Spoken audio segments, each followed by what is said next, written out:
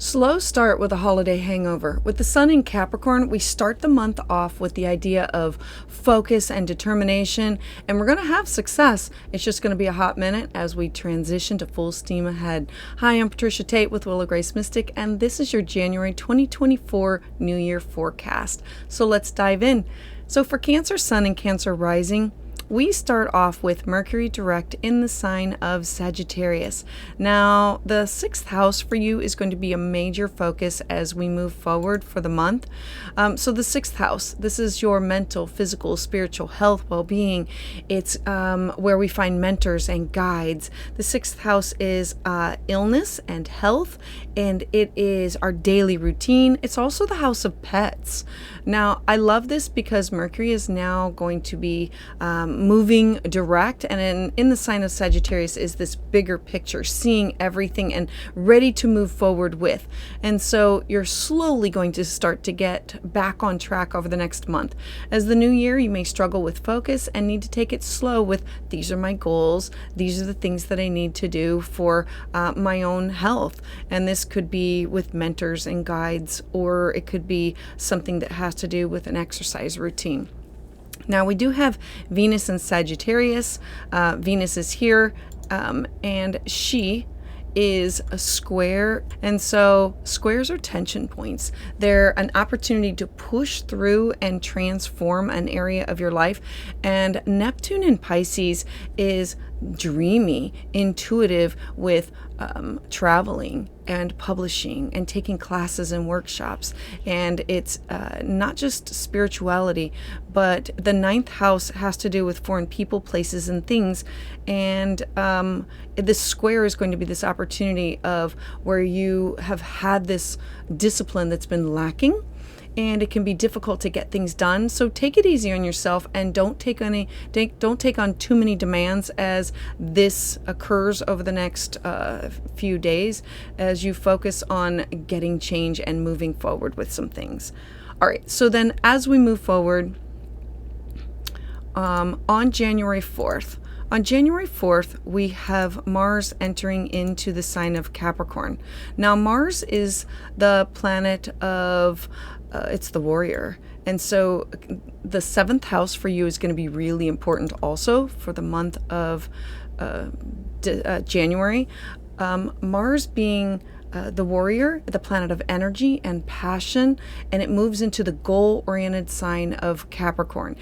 And in your 7th house of partnerships, relationships, significant others, this can be business partners or of actual like marriage partners. It can be also best friends, and it can be open enemies and exes reside in this house.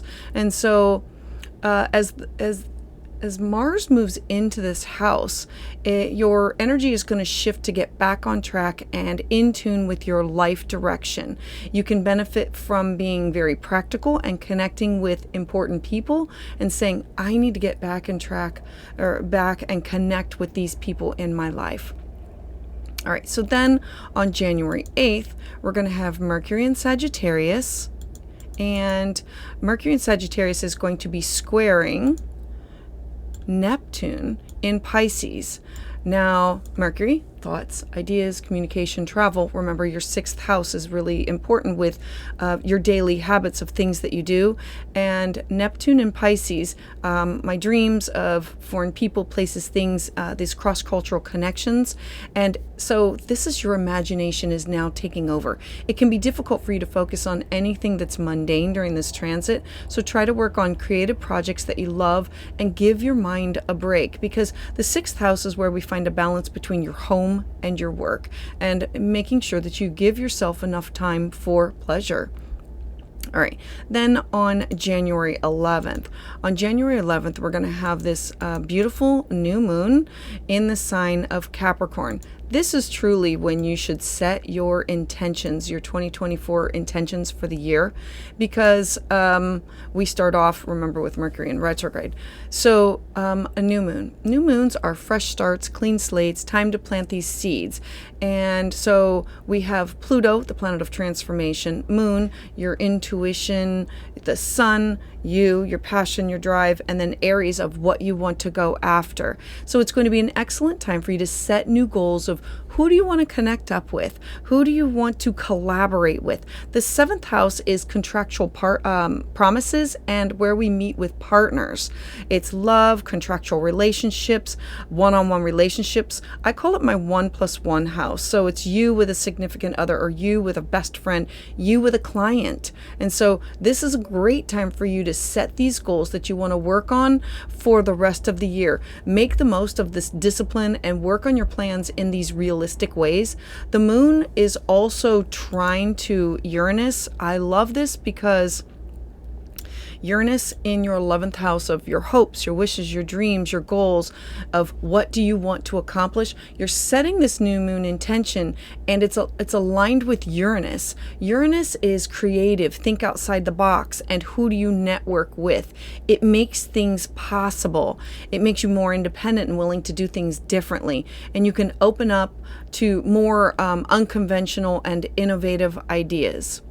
And then on January 12th, the very next day, we have Mars in Capricorn, and it is going to be trine to Jupiter in Taurus. And so again, the focus is on your hopes, your wishes, your dreams, your goals, and who are you connecting up with.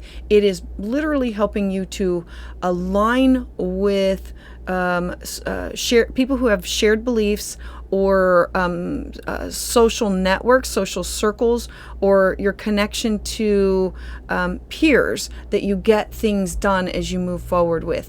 Now, Jupiter is considered the planet of luck and energy. And so you can make the most of these opportunities that happen naturally on their own during this time.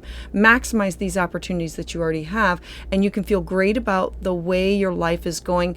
And then the very next day, on January 13th, we have Mercury entering into Capricorn. So as Mercury enters into Capricorn, Mercury, thoughts, ideas, communication, travel, now joining the stellium that you have in your 7th house of my one-on-one, my business partner, my significant other, people who I want to have contractual agreements with, my best friends, my clients. I love that Mercury is going to be in Capricorn here, because when Mercury goes back, moves into Capricorn, it gives you this disciplined mental energy on who do I want to connect up with. You can work on these long-term goals and plans now. You can now take a practical approach and talk to those people that you respect, or people of authority. All right, so then I want to move forward to January 20th. So on January 20th, we are going to have the sun move into the sign of Aquarius.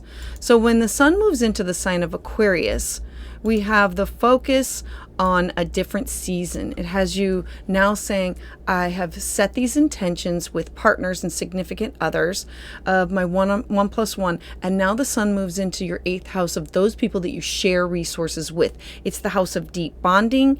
It is people that you share anything that's a contractual, so it's alimony, child support, shared resources, other people's money, other people's opinion. And so the sun is now having you embrace a different, more independent way of thinking and stepping outside of your comfort zone, making changes and focusing on your future. And since it's conjunct Pluto, Pluto is also in Aquarius. Now, when Pluto's in Aquarius, you can be extra focused on transformation and change, because this is a change that changes your life. It's about you taking control over your future, and who are you connected with, and what do those connections mean? Being more inventive and more unconventional. All right, so then we move forward to the 23rd. On January 23rd, Venus enters into the sign of Capricorn. I love this because she's now bringing, she's the goddess of love, of money and cash and resource and beauty. And so when Venus enters into the sign of Capricorn, your partnership sector, your significant other, your 1+1. This is an earthy sign. You can be more ambitious. You can focus on your goals. You can make progress of who do I want to work with. And this could be with clients. If you can, this is you being more conventional and now being more committed to things and people. And then on the 25th. So on the 25th, we have a full moon in the sign of Leo. So full moons are endings, they're closures, they're time of culmination.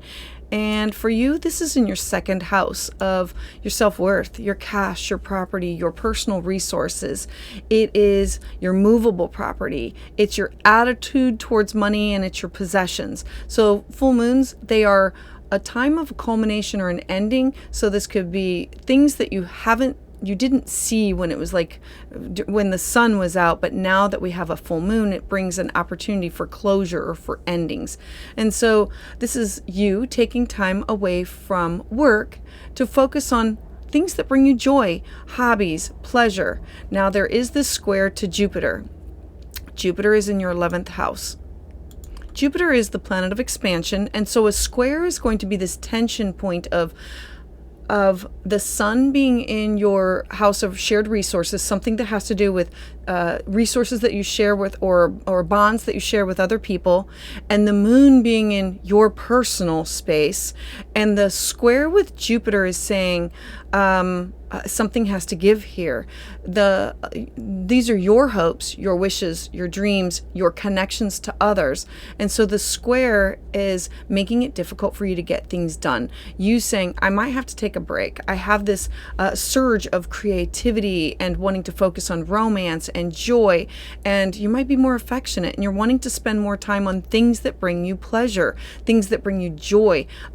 You connecting with your inner child, being heart-centered can make you feel more connected and more stable at this time. And then we move on to January 27th. So on January 27th, Uranus is now going to station direct. Uranus is where we think outside the box, have this stroke of genius. And Uranus stationing direct with your goals. These are, it's creativity, but it's your wishes, your ambitions, your organizations, and shared beliefs that you have with other people. This can mean that a change that you've been working towards can now become more of an option. Changes that have likely stalled over the last few months, but now you have this opportunity to take action and create the changes that you want. You also have the sun in Aquarius. Now, the sun in Aquarius is squaring Jupiter and Taurus. The 8th house is your shared resources that you have with other people, and it's in a square with these are my goals, this is really what I want to do, and it has you feeling good and possibly making you not as motivated to move forward with some things, struggling to find the motivation. And we have Mercury in Capricorn. Mercury in Capricorn is conjunct Mars. And so Mercury is thoughts and ideas, and Mars is our action. And so you have this active mind. You have many ideas and many plans that you want to do with other people. This could be with clients, significant other, business partners, best friends. And so all of these things are going on all at the same time. And you're going to be enthusiastic about these ideas. You're going to want to jump at any chance to take them and move forward with slow to move forward with growth for work, because you're focused on your goals and healing yourself. And how do you make that happen with the connections of partners that you are, or clients that you are working with?